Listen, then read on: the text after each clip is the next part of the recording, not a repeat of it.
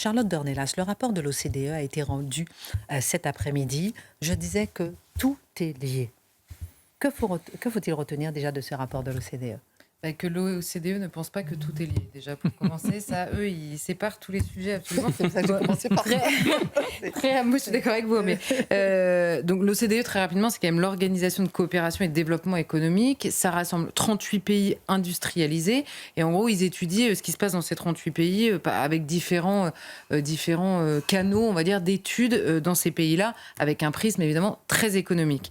Et le rapport, en effet, qui a été rendu aujourd'hui, qui est rendu chaque année, nous dit que l'immigration dans les pays membres de l'OCDE atteint des niveaux historiques depuis au moins 15 ans.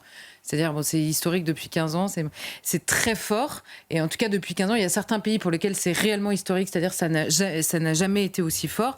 Et de manière générale, les taux sont extrêmement hauts. Et si on exclut les réfugiés ukrainiens qui sont traités séparément, j'aurais bien aimé demander au président de l'OCDE pourquoi il les traitait différemment. Qu'est-ce qu'il y avait de si différent ?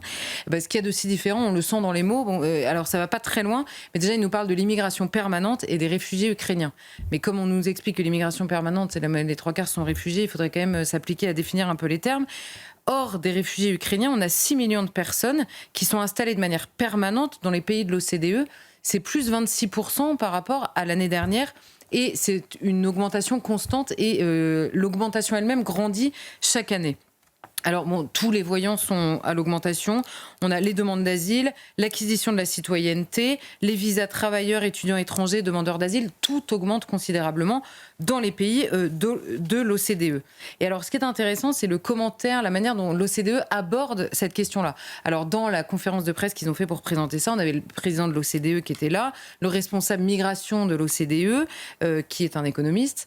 On avait le ministre espagnol des migrations et de l'inclusion, puisque l'Espagne va prendre la tête de l'Union européenne, et une commissaire européenne dont j'ai oublié le nom, mais une petite Ursula von der Leyen, c'était exactement la même. Et alors là-dedans, on nous dit, alors le chef justement de la division migration de l'OCDE, il commence et il nous dit, texto, l'immigration est un phénomène socio-économique comme les autres qu'il faut gérer. Terminé, fin de l'histoire. Et il nous explique que, par exemple, en France, on a 54 000 personnes qui arrivent par le biais de l'immigration de travail, ce qui est du jamais vu depuis 1960, où à l'époque, c'était absolument assumé, mais pas avec la même histoire de l'immigration non plus, des dernières années, pas avec les mêmes importations culturelles non plus, ça ne posait évidemment pas les mêmes questions. Et on nous explique que simplement l'histoire de l'immigration dans les pays de l'OCDE, c'est simplement lié, à la pénurie de main-d'œuvre. Donc on nous dit qu'il y a une pénurie de main-d'œuvre, donc il faut adapter toutes les législations à cette immigration. Donc vous voyez, à la fois nous sommes des bras et eux aussi. Donc comme ça c'est plus simple, il n'y a rien d'autre qui compte. Et alors il y a un détail évidemment qui est intéressant, parce que alors déjà il nous explique que l'immigration régulée de travailleurs étrangers s'élève à 21% du total des flux. Donc soit tout s'explique par la pénurie de main-d'œuvre, soit ça fait que 21%, mais il y a un truc que j'ai pas suivi. Et alors le truc le plus important, il nous explique que la question de la migration de travail, s'accompagne de l'immigration, de la progression de l'immigration familiale, qui reste la principale catégorie avec 4 entrées sur 10, et qui est surtout due aux familles accompagnant les travailleurs immigrés. Et là, on se dit, c'est soit ça n'est qu'une question économique, soit par le biais de la migration économique, vous faites venir des familles entières, donc des manières de vivre, donc des cultures qui s'implantent, et donc des sociétés qui ressemblent aux sociétés d'origine parce qu'elles se reconstituent. La famille étant une petite société, quand en plus vous avez des proportions d'immigration pareilles, vous reconstituez des petites sociétés. Et là, réponse encore, parce qu'on a encore une réponse, eh bien, on évoque la question démographique très rapidement, ça prend 10 secondes sur une conférence qui a duré 2 heures, simplement pour nous expliquer que pour rester au même niveau de population active, avec toujours dans l'idée que population active pour faire vivre économiquement ces pays-là, il faudra 50 millions de personnes supplémentaires dans les années qui viennent. Alors, moi, j'aimerais que ces gens-là m'expliquent ce que veut dire l'organisation sur le terrain économique du remplacement d'une population active par une autre population active, sans considération de ce que sont les personnes au-delà d'être des bras et des travailleurs en l'occurrence. Pardon, et il les faudra où là, ces 50 millions de personnes supplémentaires ? Dans les pays de l'OCDE, de manière générale, on nous explique, et en particulier, alors c'était notamment la commissaire européenne justement, qui se réjouissait que le ministre espagnol ait parlé de cette question, puisque ça n'est que la question qui compte. Et alors, on a eu une petite offensive. Je vous assure, parfois ça relevait un peu de la parodie. Hein. C'est-à-dire qu'on a eu une petite offensive culturelle, c'est-à-dire une question qui a été la question des femmes migrantes. Parce qu'il faut se préoccuper de la question des femmes migrantes qui cumulent à elles seules les discriminations à l'égard des migrants et les discriminations à l'égard des femmes qui, décidément, continuent à peupler nos sociétés. Les discriminations à l'égard des femmes de la société d'origine, hein. Pas forcément de sa société, par exemple, de la société d'accueil, pardon, pas forcément de la société d'origine. Et alors, la bonne nouvelle, c'est que sur l'ensemble des indicateurs, l'OCDE anticipe pour 2023 une nouvelle hausse du même ordre dans tous les pays de l'OCDE. Alors, ce sont des choses qu'on dit, qu'on répète, mais c'est intéressant parce que demain, on dira, on l'avait dit, on l'avait annoncé, et c'est intéressant de voir le regard de l'OCDE. Charlotte, là, c'est intéressant parce que l'Europe a été frappée ces derniers jours par le terrorisme. Est-ce que, la menace terroriste, les attentats qu'on a subis, viennent de l'immigration légale ou illégale ? Alors déjà, la commissaire, elle a fait, parce que alors, c'était une question qui n'existait pas, hein, tout ça n'existe pas même la délinquance, le terrorisme, je vous en parle même pas. Dans la semaine qui vient de se passer, il y a quand même que des Européens autour de la table. Bon, et la commissaire dit, c'est une question très importante, la question de l'immigration, parce que avec l'ambiance qu'il y a ces derniers jours, il y a eu une petite phrase comme ça, elle l'a bien en tête, mais bon, quand même, on va pas s'attarder dessus. Et il nous explique par ailleurs que le meilleur moyen de lutter contre l'immigration illégale, parce que c'est un problème, c'est de la transformer en immigration légale. Mais c'est dit texto par tout le monde dans cette réunion, c'est-à-dire que pour faire baisser l'immigration illégale, il faut ouvrir des nouvelles voies d'immigration légale, comme ça réglait le problème à la fin.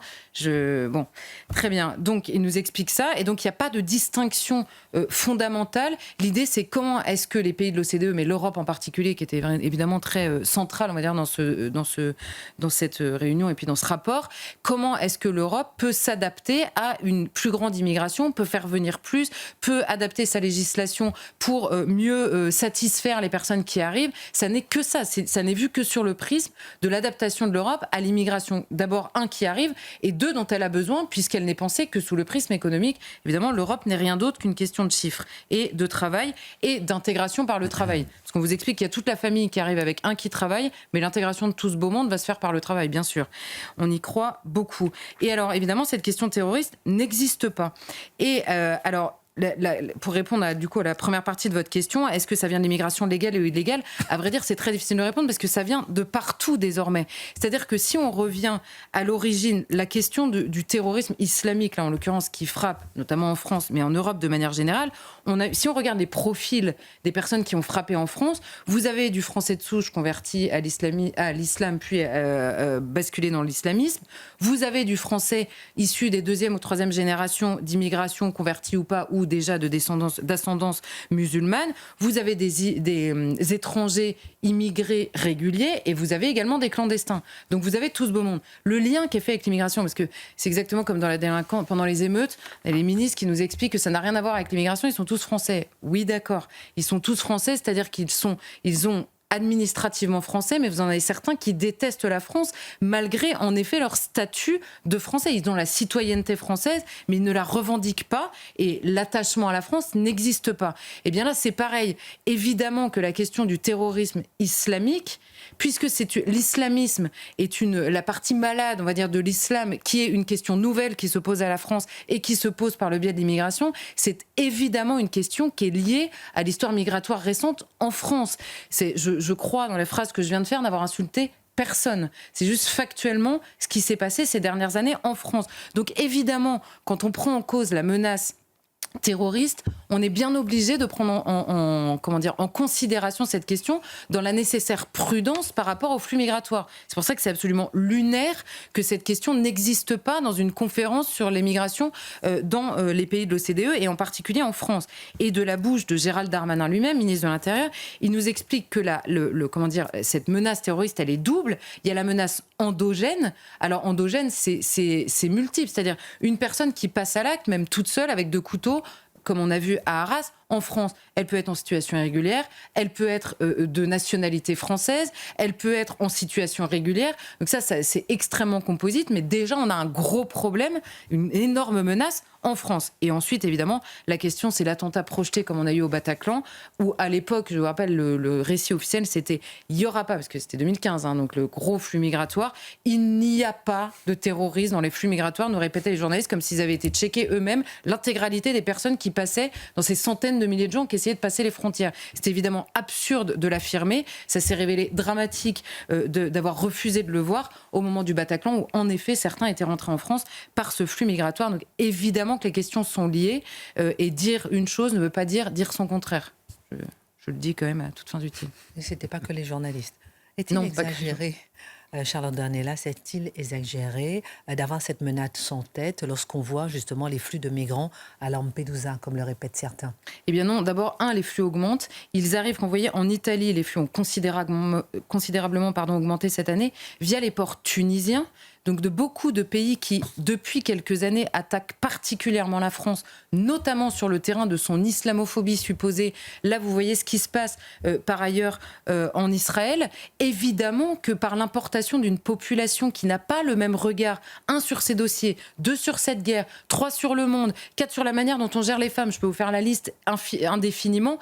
Évidemment que c'est un risque que vous prenez. Et par ailleurs, que ce soit évidemment à Bruxelles, Dimitri l'a dit, mais quand il y avait eu l'attaque de 2 policiers au couteau à Cannes, dans la basilique de Nice, ces catholiques qui avaient été tués dans la basilique, à la gare Saint-Charles, ces 2 jeunes filles qui avaient été tuées, ou sur la promenade des Anglais à Nice, tout cela était passé soit par Lampedusa, soit par la Sardaigne, et était arrivé de manière irrégulière, mais ils deviennent demandeurs d'asile. On se paye 2 mots, en fait, sur la manière dont on gère ça, parce qu'ils arrivent de manière irrégulière, mais quand ils sont demandeurs d'asile, du coup, c'est considéré comme régulier, et puis s'ils sont déboutés, c'est irrégulier, mais en même temps, on ne peut pas les expulser. Donc, bref, cette question, évidemment qu'elle est au cœur de la préoccupation. D'ailleurs, tout le monde a souligné que Giorgia Meloni avait fermé la frontière italo-slovène ces derniers jours en raison du risque venu des Balkans. Je note que François Hollande avait fait exactement la même chose avec la frontière franco-italienne après les attentats du Bataclan. Donc tout le monde sait, en fait. Tout le monde sait, évidemment, que cette question compte dans la question migratoire.